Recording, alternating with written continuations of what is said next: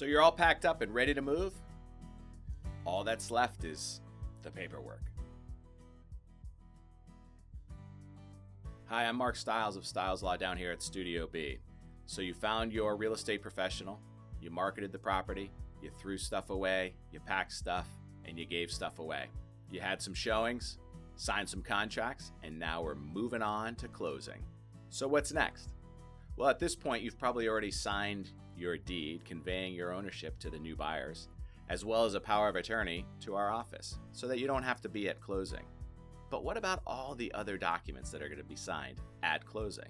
Well, first is the Alta settlement statement and the closing disclosure. You as a seller also get a closing disclosure, and this is where all the money is explained. So both documents show all of the out-of-pocket expenditures to sell your home, the deed stamps, the mortgage payoffs, the real estate commissions, the recording costs. All of those are listed both on the Alta settlement, which has both buyer and seller, and the closing disclosure, which is just yours. Either one of those documents can be used to send to your property and casualty insurance professional, and that way they know the closing actually happened and can cancel your homeowner's insurance policy.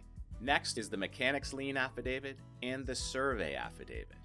Well, why are you signing those? Well, the buyer is typically going to obtain title insurance when they purchase the property. And of course, we encourage you, wherever you're going at your purchase, to purchase it as well. And we have a pretty good video on the topic as well. Thomas, please. But certain things can't possibly be found in the public record. Are there tenants in the property? Do you owe any contractors money that could lien the property after closing? So you'll sign an affidavit saying that that does not exist.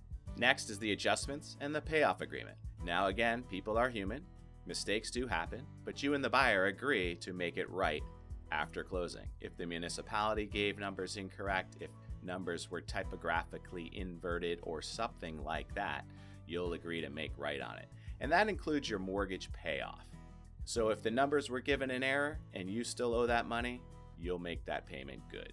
And then there's the 1099-S. That's right, when you make money in the United States of America, you pay taxes on that money in certain circumstances. With real estate, it is the obligation of the settlement agent to report that the transaction happened.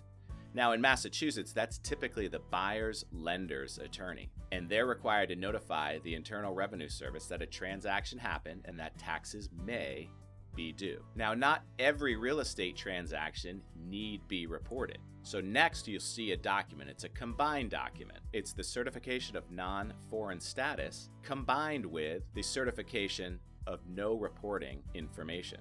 Arguably one of the more complicated documents in the entire closing package. The first part, the non-foreign certification, also known as FIRPTA, is a declaration by you, the seller, that you are in fact a U.S. person, and a tax withholding for non-U.S. persons is not necessary.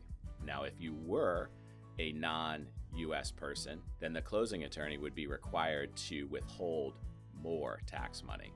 The second half of that document, the certification of no information reporting, is in essence your primary residence exemption. The IRS allows you $250,000 or $500,000 for a married couple in gain before a tax is assessed, before a capital gains tax. So how is that reported?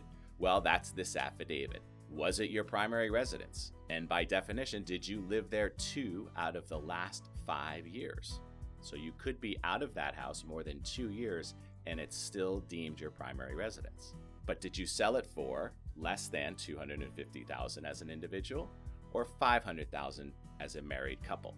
The IRS assumes the purchase price was 0. So the Form 1099-S would still be needed if the purchase prices were higher than the $250,000 for a single or $500,000 for a married couple.